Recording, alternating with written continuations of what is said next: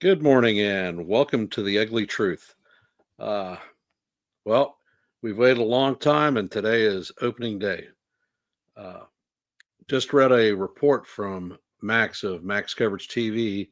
Looks like Oswald Peraza has made our opening day roster. So, hence, that means that we are not likely to see a big trade to pick up another right handed bat. Does this mean that we have a three-way rotating third base with Pablo Reyes, Oswald Peraza, and Oswaldo Cabrera? That could prove interesting. Uh, I see that we have uh, 01 and Sean Browning in the stream, and want to thank you for showing up as usual. This is an open paddle, and I've dropped the link, so if you feel like coming up, come up. Uh, I find it amazing that we are about 4 hours before before game time, and we don't have our actual 26-man roster out yet. Uh,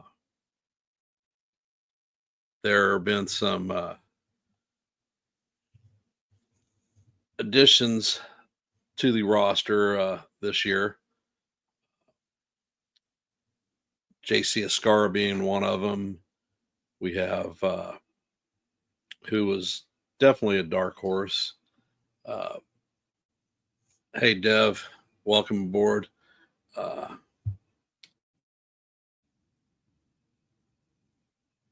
the addition of Pablo Reyes is also uh, a newcomer to our family. Uh, he definitely both of those players definitely earn their spots during the spring training. Uh, the team has a lot of unknown factors.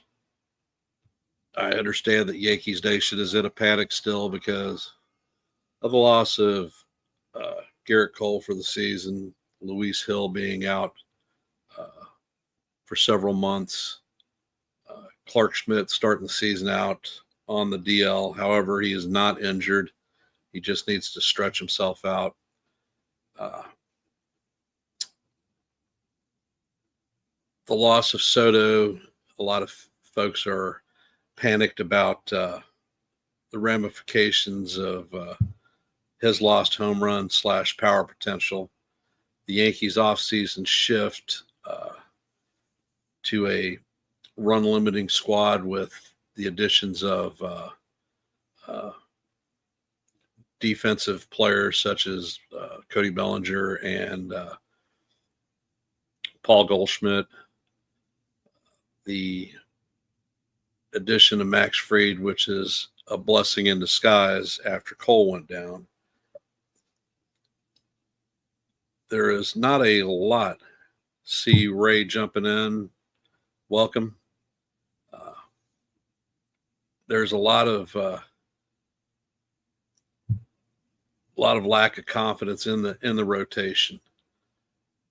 I believe that this year's rotation, if Rodon pitches to his potential, will be fine. Clark Schmidt will come back. Hopefully, will limit the injuries. Luis Hill will return, so a good bulk of the core will be back. Uh, Stroman atypically pitches a decent first half, so if that holds true, uh, I think we'll be all right. Then we have Will Warren, who's a wild card, and Cookie Carrasco. Both those guys are going to be filling a 4-5 slot. So essentially, their job is to keep us in games. Uh, Last year through the regular season, the Yankees averaged 4.8 runs a game. Uh, During this spring training, the squad averaged 5.6 runs a game, so almost a run more. We utilized a lot more speed. Situational hitting was improved. So, with those things being said, I'm pretty optimistic with regard to the Yankees. There are many uh, people who are predicting the Yankees to be between an 82 and 86 win team this season. Uh, do I agree with it? Well, hell no. I don't think that's even accurate. Uh, Everybody's predictive analytics and metrics are purely based in paper. Uh, what we have are the untangibles. 2019, we lost a lot of players to injuries, and the team stepped up. Every time somebody went down, the guy that came up in his spot performed very well. Uh, we could definitely have that same situation this season. I have Sean Browning sitting in the background, so I am going to bring him up to the stage.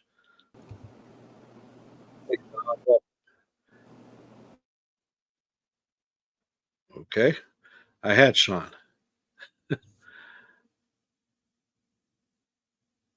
All in all, I think that our offense is going to perform better than folks are anticipating.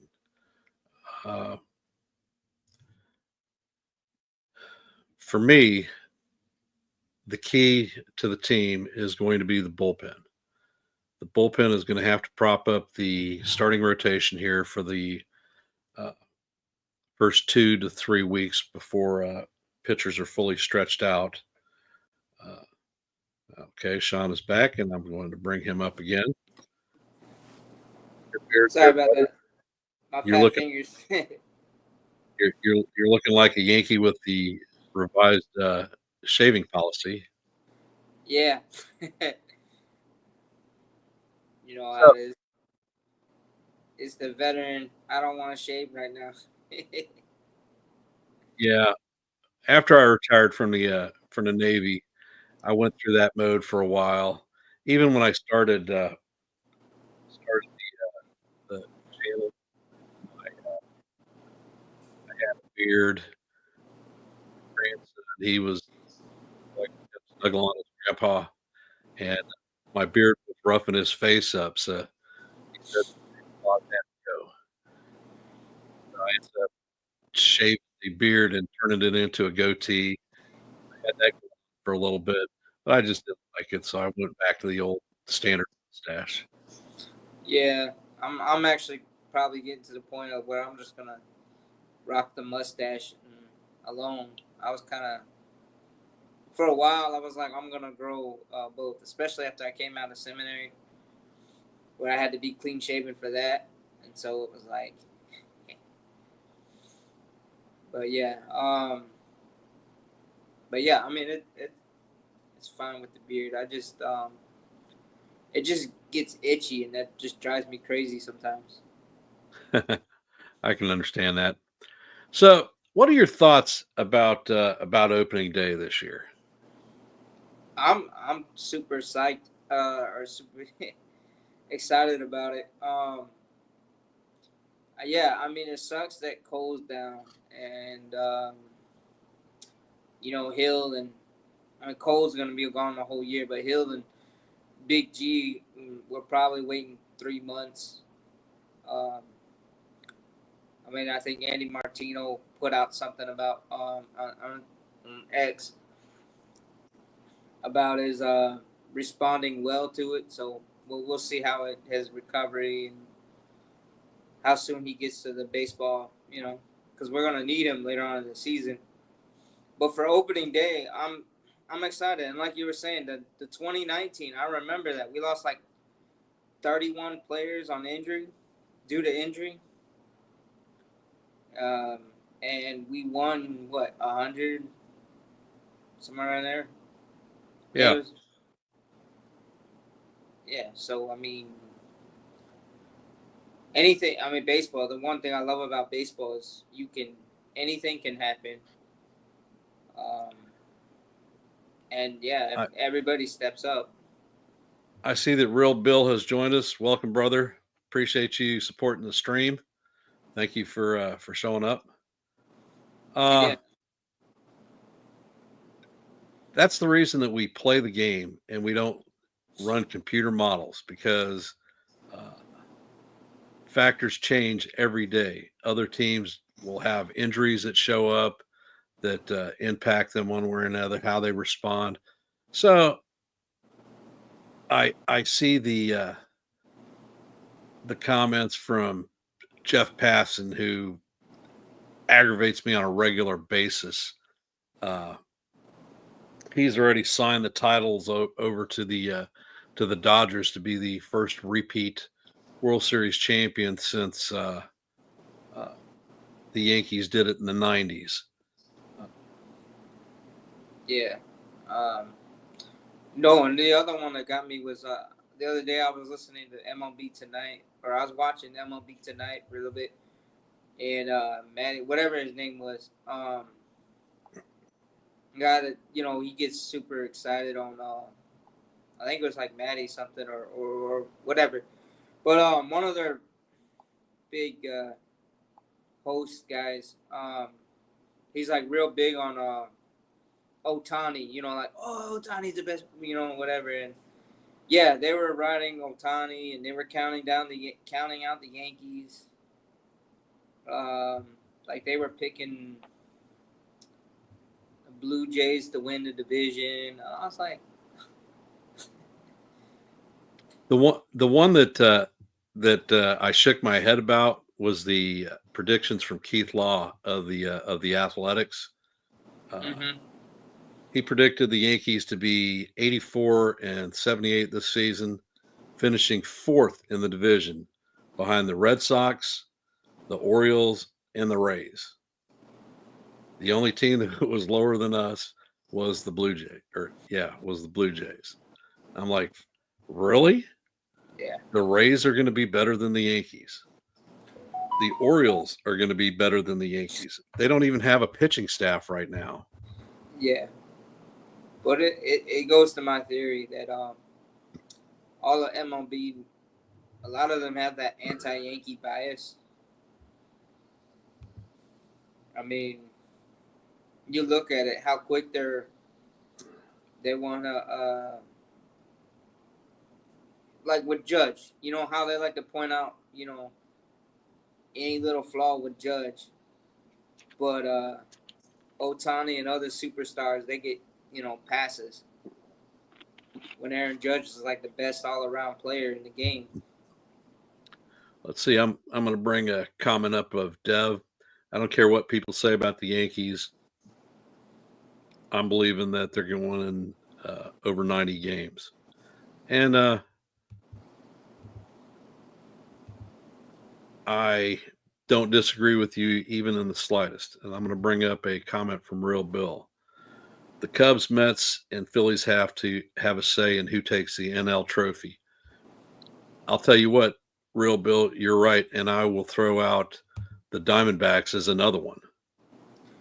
Yeah. Diamondbacks picked up Corbin Burns. They have a very, very good rotation. And if you think back in the last three postseasons, obviously the Dodgers won out last year. The year before that, the first round that the Dodgers went into, the Diamondbacks swept them. Mm-hmm. 3 straight and blew their socks off. Yeah. If you look at the year before that, they lost 3 straight and were swept in the first round that they played in. Got blown the fuck out. So hence, that's why we played a game. Well, yeah, I mean, the Padres have eliminated them. The Diamondbacks have eliminated them. I can't remember if the Braves or Mets one year eliminated them. Yeah. The team I think in the NL, other than the Diamondbacks to watch, if they're actually healthy, is the Atlanta Braves. They are a freaking monster of a team. Oh yeah. I think the NL East is going to be a 3-team race. The Braves, Phillies, and Mets with their stacked Cohen mercenaries.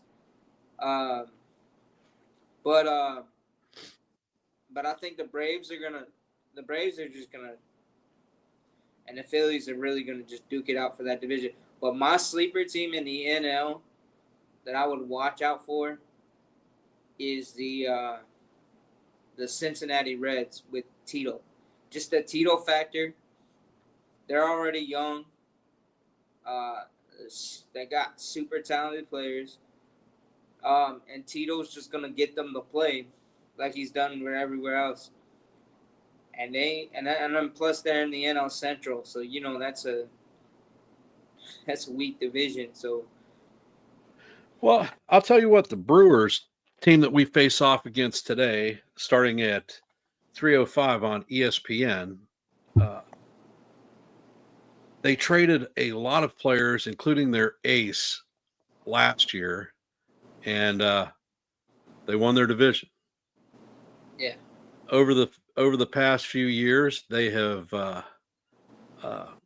moved players. They lost Council as their manager, and people figured that they were going to be in the dumps. They won the division. So Brewers are not a team to overlook. Do they have the high-powered staff that the other teams do? No, but they have bats. They use speed, and they figure out a way to win. Like I said, that's why we play the game. That's why we don't crown paper champions. oh yeah, There was on Twitter or X, there was a couple of sports channels that were putting out people's individual predictions for who would take divisions, and I put for the NL West that the Diamondbacks were going to surprise the world and win the West. My God, you would have never believed how many Dodger fans crawled out of the woodworks and were jumping down my throat. Dodgers are a 120 win team. They're gonna break the all-time wins record this season. yeah, I was like, whoa, whoa, whoa. yeah. This is a personal prediction. Don't like it? Watch the games. My Right. goodness. Yeah, We already beat the Cubs twice this year. I said, oh, okay. So that means you're automatically going to beat the Major League wins record and be World Series champions because of 2 games. yeah. And I mean, the all-time wins in a regular season is like 116, and that was done by the 2001 Mariners and a team way back in the day. I think it's one of the Cubs teams or something. And the reason that they don't hold accolades for the Mariners is they didn't win the World Series. Yeah. So great season, crappy postseason. Yeah, they lost 4-1 against the Yankees in the ALCS that year. So where do you think the Yankees are going to finish up this season in the East? Are they taking the East? Are they going to be 2? I think they're gonna take the East, but it's gonna be a dogfight, heavyweight brawl like Frazier versus Ali, or Foreman Ali, with the Red Sox. And the reason I say that is, I mean, the Red Sox got Bregman, and they got some pitching, so they're gonna be competitive. And I'm really hoping that the rivalry will be back to its billing. The rivalry always between the Red Sox and the Yankees always makes the season better. Oh yeah. I know that on the Red Sox, Rafael Devers is probably more disappointed than any other Red Sox that we lost Cole for the season, since he basically kicked Cole's ass Oh yeah. every time he faced him. So, hence, advantage Yankees. Oh yeah. The Red Sox have some definitely interesting elements. They adopted a Arizona Diamondbacks style of play last year, utilizing the true speed components of their roster. They exposed Jose Trevino Trevino. last year, stealing the farm on him Yeah. and Stroman. Uh, I think that the ended. Go ahead. I said I think that ended. That game ended Trevino's career as a starter, maybe possibly. Well, it's interesting.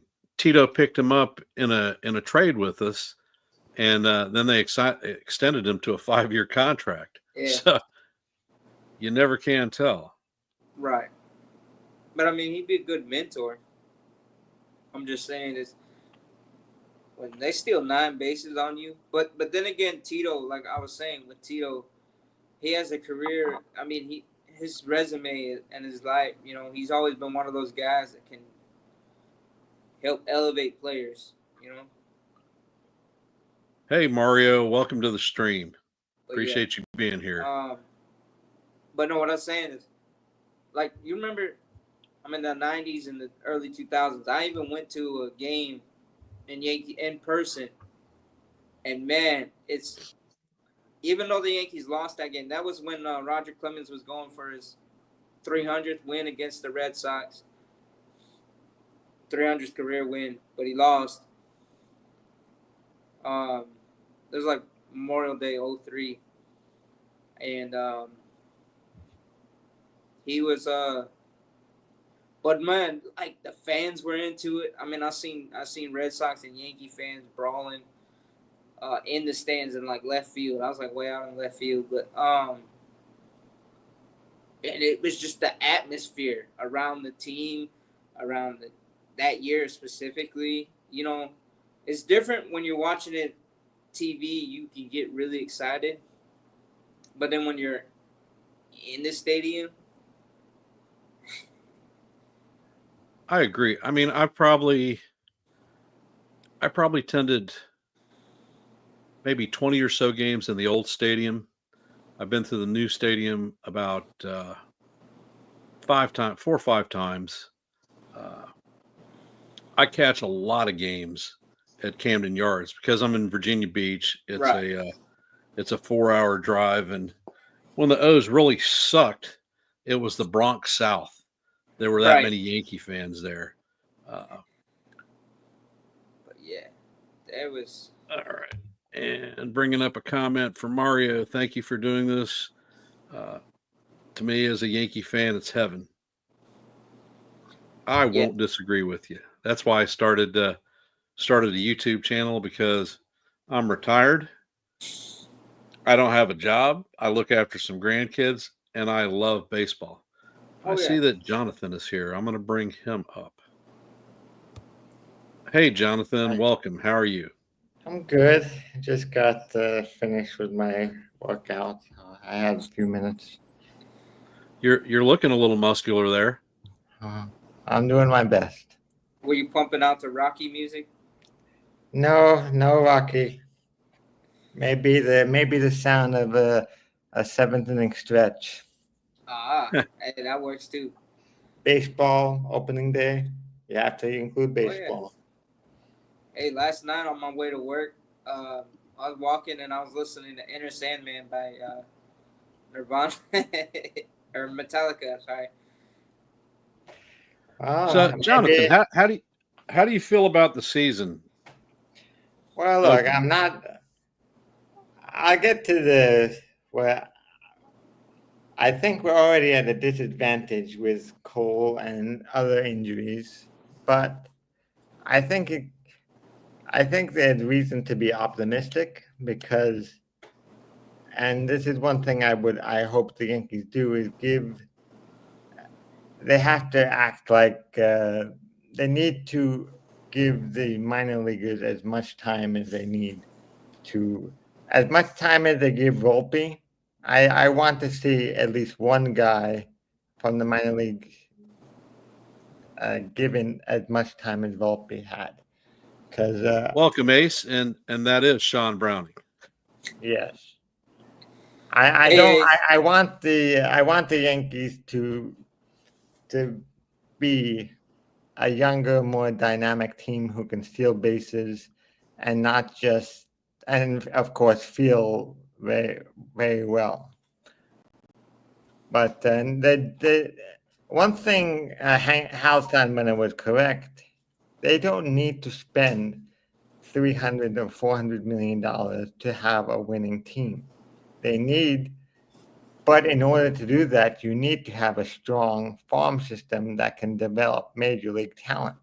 And that is something the Yankees haven't been very good at in the last 20 years, with few exceptions. Yeah, and that could have been Hal's cryptic way of saying, "I'm gonna bring up a modern core. We haven't had a core group of homegrown talent in a while. I mean, Judge is the Wow. only one left from the Baby Bombers in 2016. Well, who do you in that tone? Who do you think could be in that core? A group of 4 or 5 players. Who do Well, you see in that core? I see 3 of them already solidified. And Now, can you Volpe, name? Wells, Hill, and then I'm looking at Dominguez, and then you know because One other guy. Dominguez has already showed he can handle big league pitching. Yeah. He just hasn't had a whole long because of Well, injuries. yeah. If And Dominguez didn't get Tommy John surgery last year, I wouldn't be surprised if he may have been contending for Rookie of the Year. Yeah, and then the I'm very oblique. happy Hill got it, but I think Dominguez had a very good shot as well. Yeah, the the TJS new and then core, the oblique. the new Sorry. core would definitely consist of Lombard Jr. if he performs as anticipated, and you can't forget Spencer Jones. I mean, there is a lot of firepower right up the middle with regard to a future Yankee team. Look, I could see next year's outfield being Jones, Dominguez, and Judge next year. Maybe as soon as the end of this year, depending on when they bring Jones up. Because Jones, I understand Jones has to perform in AAA and be called up, so it's possible.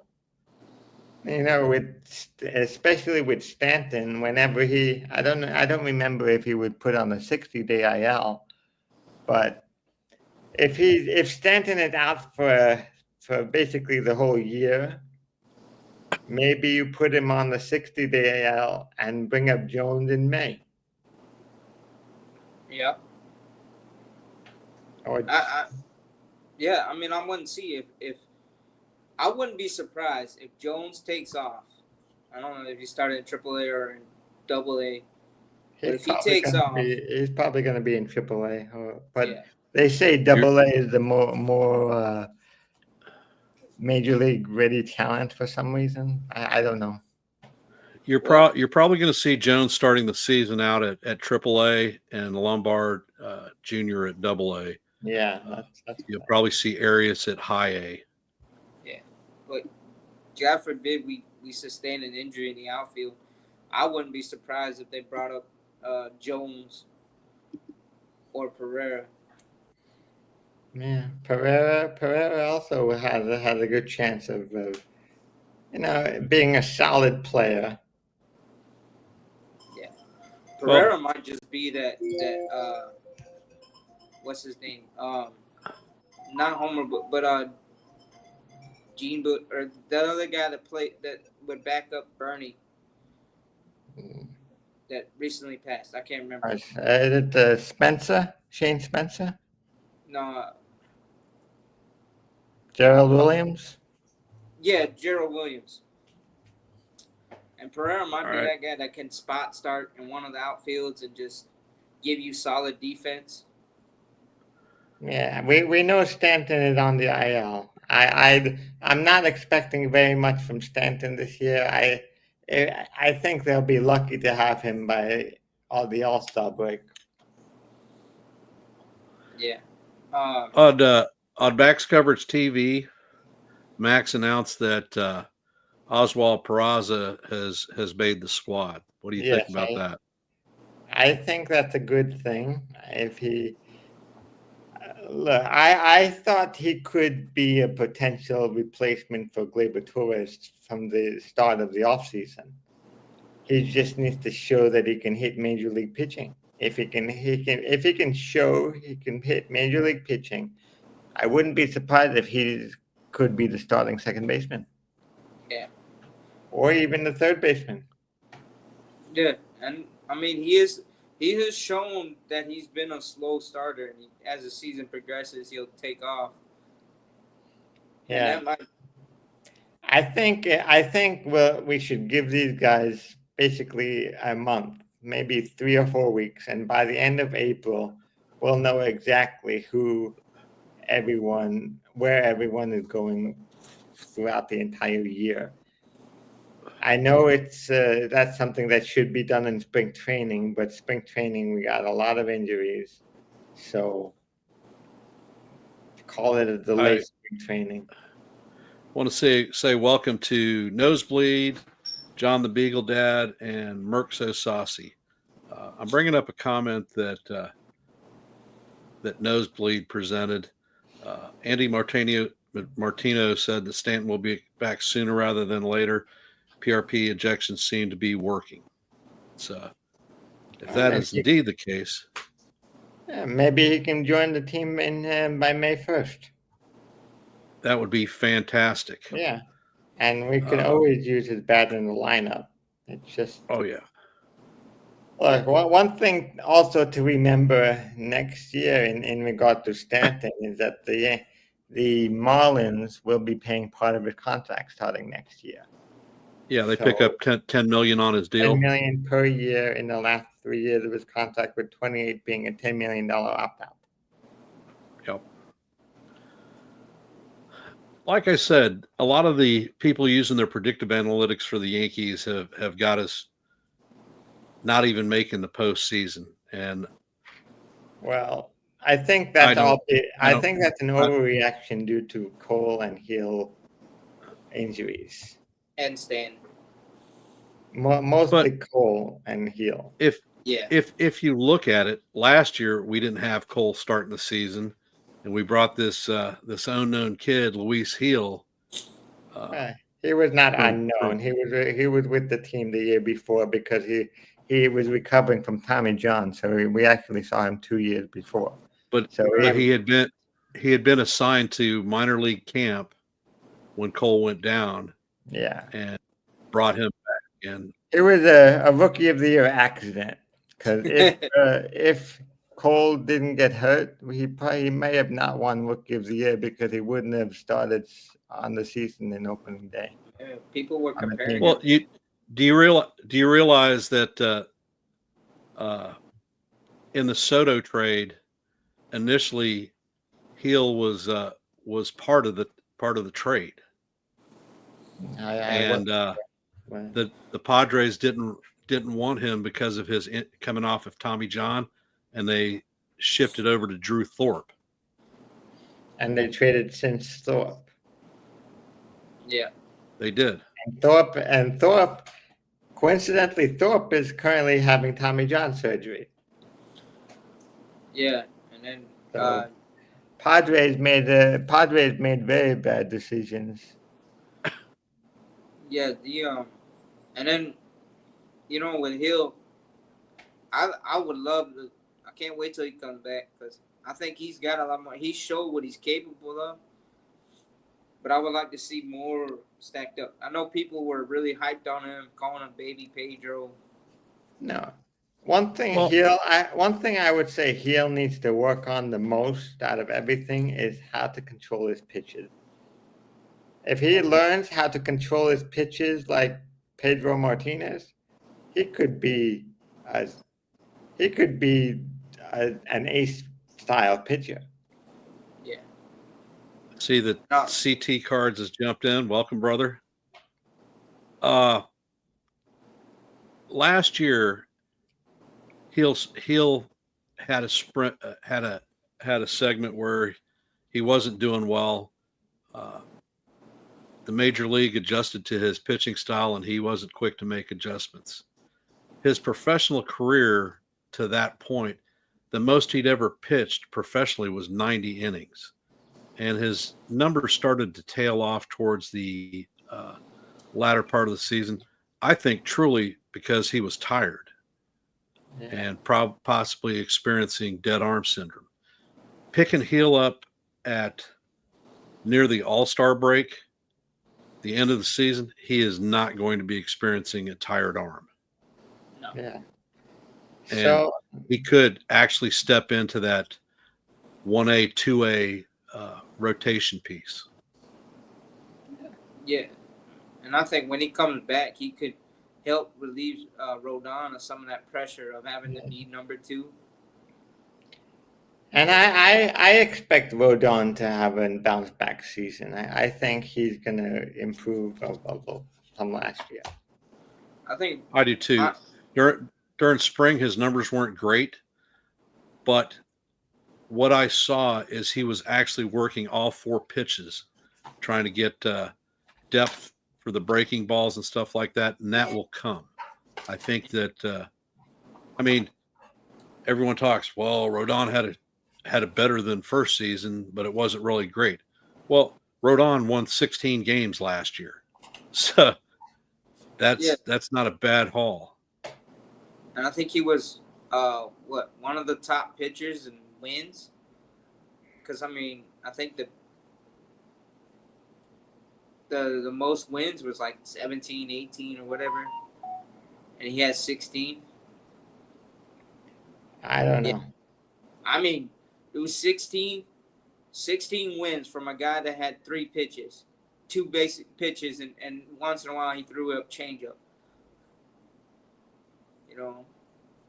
So, he was also a rookie and nobody saw him before. So it was not just 3 pitches; it was uncertainty because nobody knows what he has. I was talking about Rodon being the 3 pitch, but Hill, because I think the rookie factor. But the thing that kept getting Hill was when he tried to show up the umps after bad calls. Veterans like Phil Cuzzy and those guys, Laz Diaz, and Angel Hernandez. Yeah, well, Angel Hernandez. CD Booker, too. Hernandez is not exactly loved in any circumstance. No, but when you got those veteran umps that are like 20 years and whatever, they got tenure as umps, and you're showing them up as a young guy. They're not gonna call for you, and then you're just gonna be burning pitches. Well, look, that's one. One thing that's different now compared to years past, and this could benefit in that circumstance, is the automatic ball and strike zone. Oh yeah. So even if you're showing up the ump like you said, and the ump is not giving you the call, you can challenge it and have it overturned. So we're gonna get it into the regular as a season. benefit to the automatic ball and strike zone, that means you can play with the umps a little bit more than in years past. But the other thing that you lose in the game is pitch framing from your catcher, because pitch framing will be non-existent. It won't matter because the system will be able to overrule those. Yeah, that is the problem, and I think eventually there might be some adjustments made. I don't know. I'm not. I think we had this discussion weeks ago. You put it on a panel, Ken, I believe, about the automatic ball and strike zone. Yeah, I And dropped a video on that. yeah, with a video, not a open panel, but we can discuss it now. Yes, I like the idea in two cents. I think it's good for when the calls are you know, obscure calls like we've seen in the past. We've seen these obscure calls where the ball is clearly out of the zone and the umpire called it a strike. In that Like, scenario, yes, you can challenge. But when the call is within and less than an inch, like on just on the corner, it takes away something from the close calls, but it's very good for the calls that are obviously wrong. Well, ABS, we got a taste of it during spring training, but it's not going to be utilized during the regular season this year. Possibly next year, or something in conjunction with the CBA, provided that we're not locked out or on strike at that given point. You know, I honestly don't think they can do anything without it being in the CBA. I'm not sure if they can make changes like that without a CBA. But yeah, and yeah, there's a anyway, I have to get going to an appointment at 12. I just wanted to hop on before opening day. So, well, we'll talk Thank- again next week. Thanks, Jonathan. Appreciate you showing up Thanks, and Charlotte. providing input. Thanks for supporting the show, brother. Bye. Goodbye. I think one of the things that is going to be paramount this season for the Yankees is the trade deadline. The Yankees cannot afford, with the state of our team the way it is, going into the deadline and absolutely laying an egg. Yeah, This 2 seasons ago, we ended up with Middleton, and that was it. Last year, we picked up Jazz, definitely a plus acquisition. Leiter was not as effective as we'd like to see during the regular season, but he did step it up in the postseason, World Series, particularly when he was brought in. And then De Los Santos, that we picked up as part of the trade to the Astros, was a utter freaking disaster, and we ended up DFAing him anyhow. yeah, and I mean, So, Leiter, I think with we Leiter, had the opportunity to pick up Flaherty and tried to go cheap and ended up losing him to the Dodgers, and we faced him in the series, and he didn't help us. Yeah. So, that being said, we may be looking for a permanent third baseman at the time. Don't know. True. They obviously have been searching for another third baseman because they're not satisfied with our in-house solutions. And I certainly hope that they're not thinking that DJ LeMahieu is going to come back in 6 weeks and be the solution, because he is not. Yeah. So that will probably be a point of acquisition for the Yankees. We will probably look for a front-end starter. I don't see the need where we would end up picking up any bullpen arms, since we are rolling in depth there. But if we go for a front-end starter, it's going to cost. It may cost some of the highly touted prospects that we have. Going for a solid third baseman, the Yankees always pay a tax when we acquire players. Everyone says that our farm system is crap, but they sure seem to like to rate it. So deadline is going to be important for us, and cash can't afford to screw the pooch on that one. I believe that we are actually a World Series contending team this season.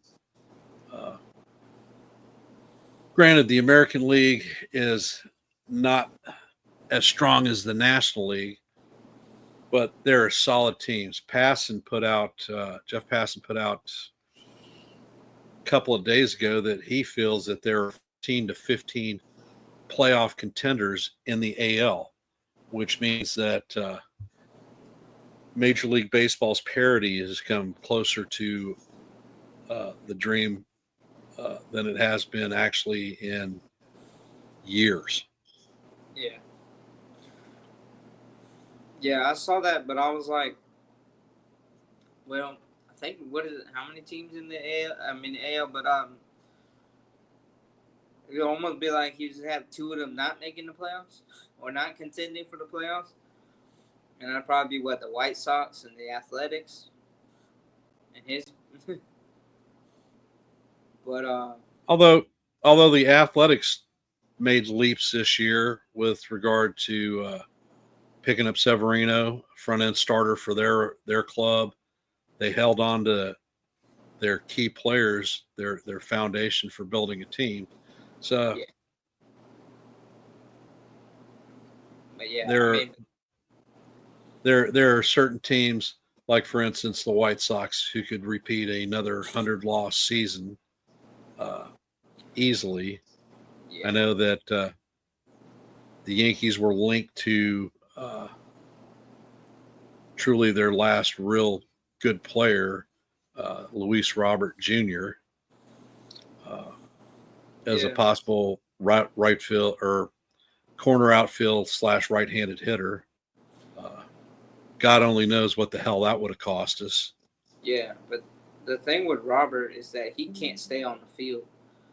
Robert's got super talent, or Robert, but I mean, he blew out a hamstring running to first, and it was out for majority of the season 1 year, and then it's a whole long list, and he's more injury prone than Giancarlo Stanton.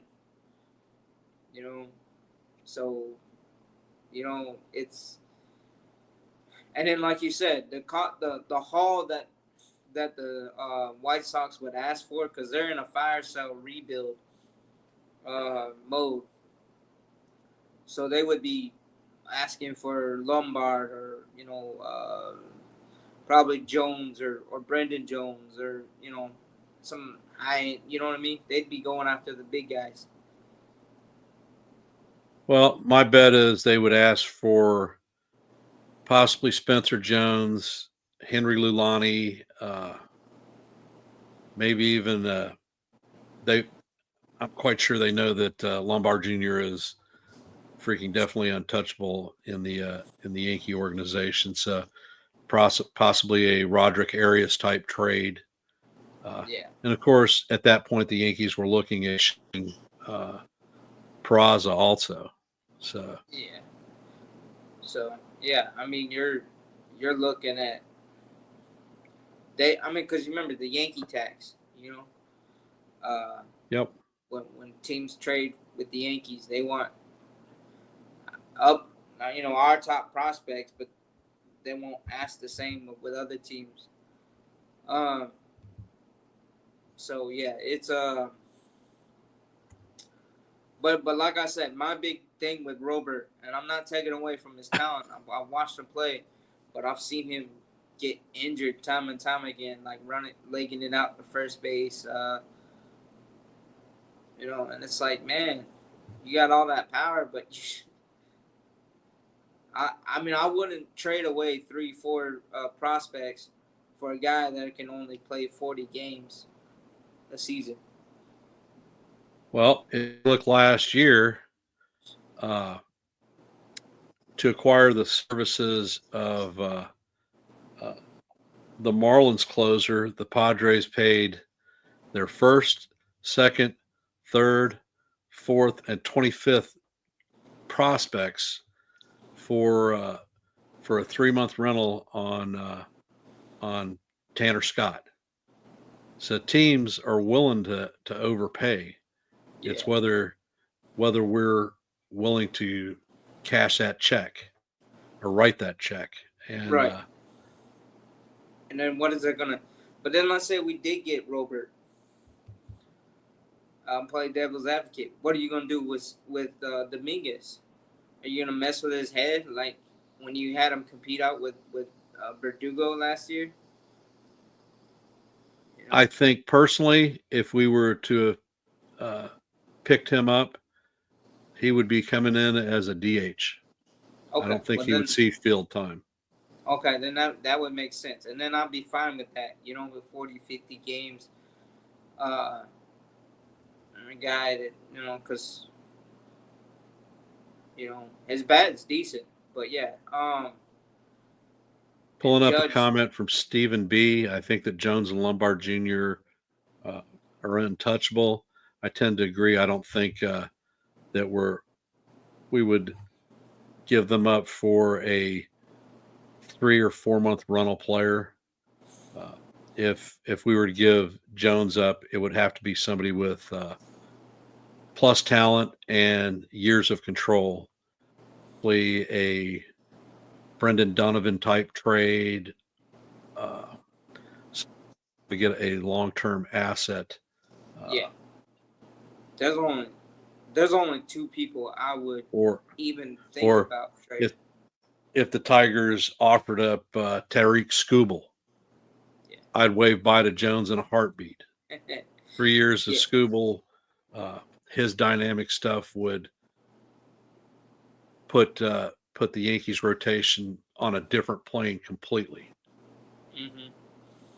Yeah, I would do it with Skubal, but I would think about it with a Brendan Donovan, or even if the Pirates decided they wanted to offer Skeens, I'd be like, you know, but yeah, Lombard's untouchable. I'm not moving him, and anything. But Brendan Jones, the other Jones that kept throwing us off during spring training, if they asked for him, I'd ship him out any day of the week for the right piece, But it's got to be somebody that's. This spring training, the Yankees had a lot of players in camp that showed stuff that I really, really didn't expect and were a lot better than I thought they were. Mungaya, who didn't make our roster, solid fielder wherever he played, and good speed, outstanding bat. Welcome, Max. How's it going? Thank you for hopping in the stream, and happy opening day to you. Look forward to hopping into your live stream pregame and your play-by-play broadcast for this afternoon's Yankee game. Max is a quality content creator, and he does a fantastic play-by-play. So I recommend anybody here hop on and check it out. Yeah.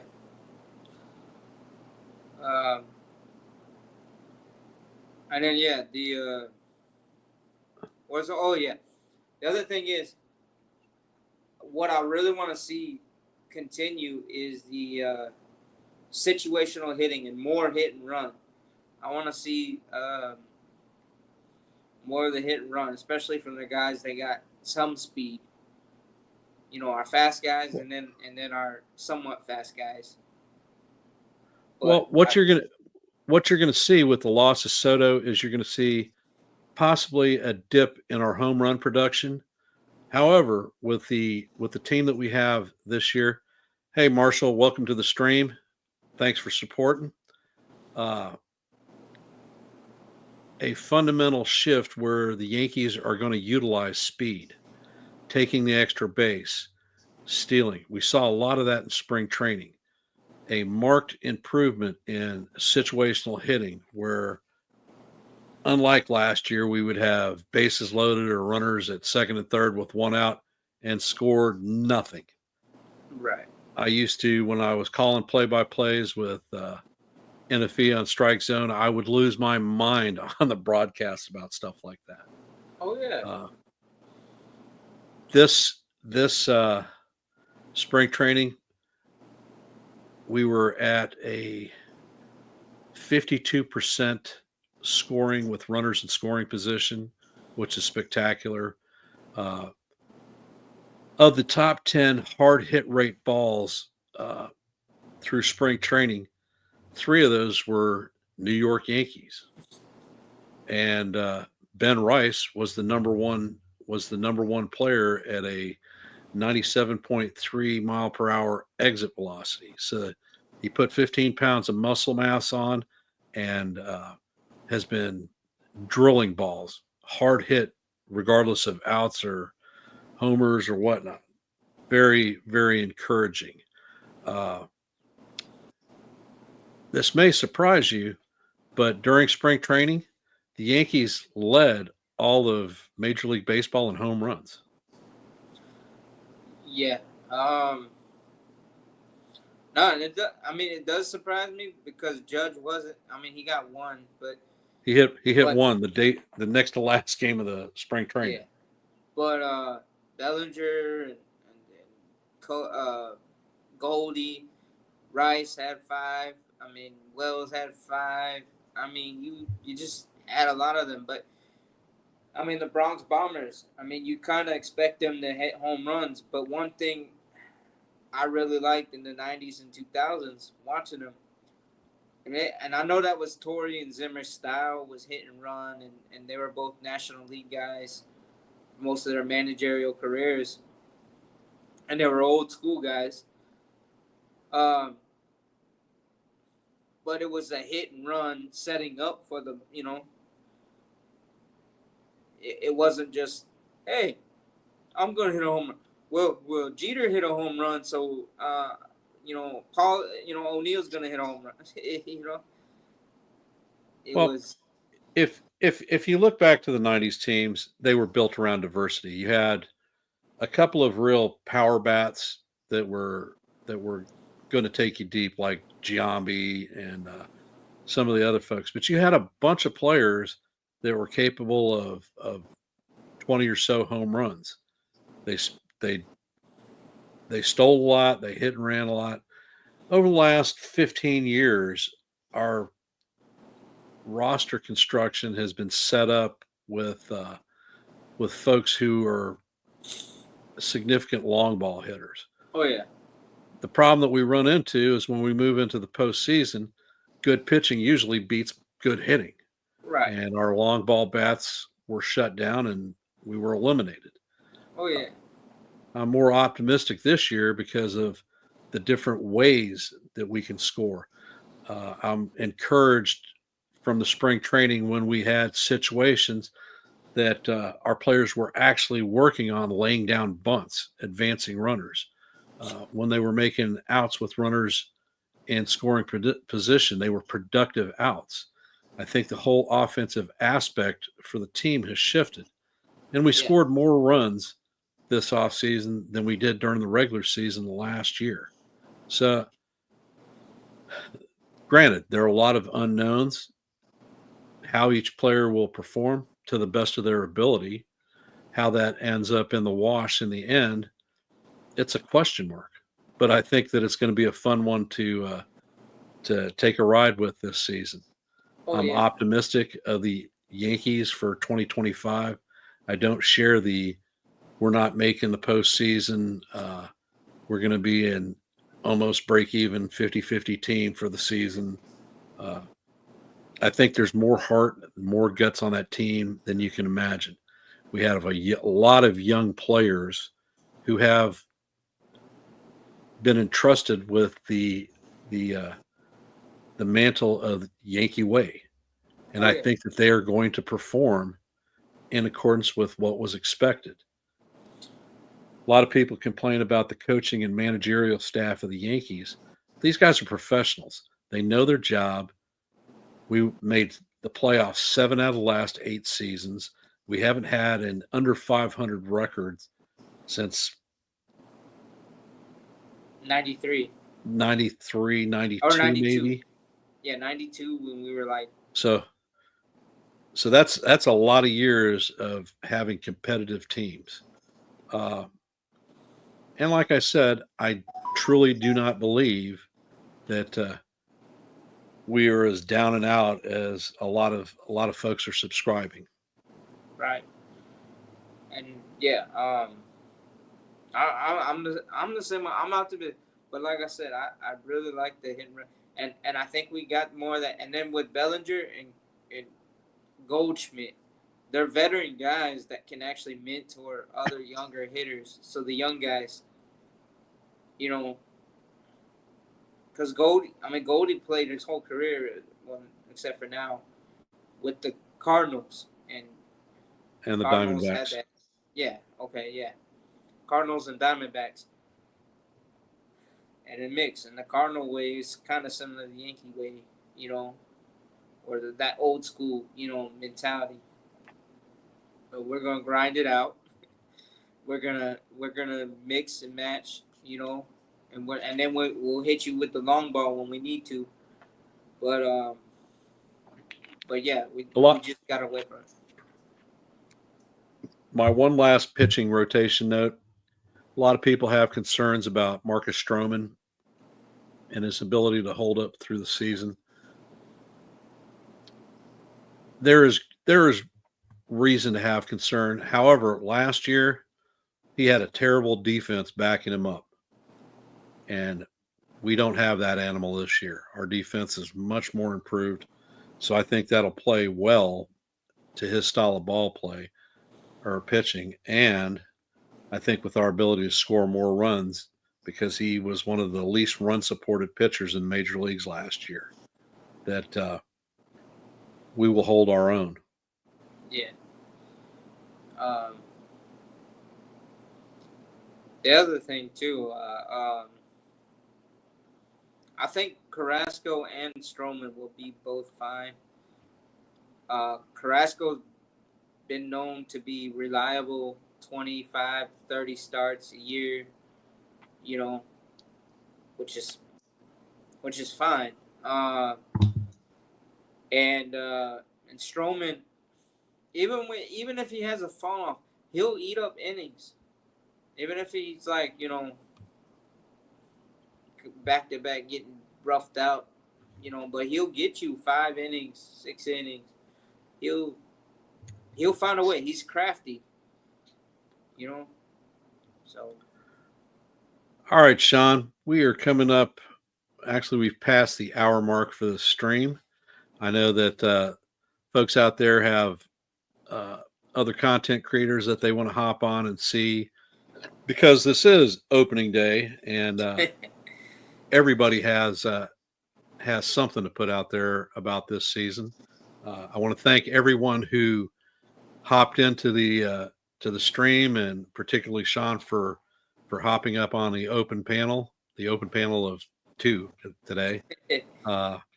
We had Jonathan. For those that found value in the content, I would like to have y'all like. I believe everyone here is subscribed, but if you're not subscribed, please subscribe. Recommend this channel to any of your friends out there who may find value from the content. Any last words for the season, opening day, Sean? Hey, Mission 28 is a full operation. Today's the beginning. Let's go Yankees. And I will end this show with my Let's Go Yankees. Have a great day and enjoy the game.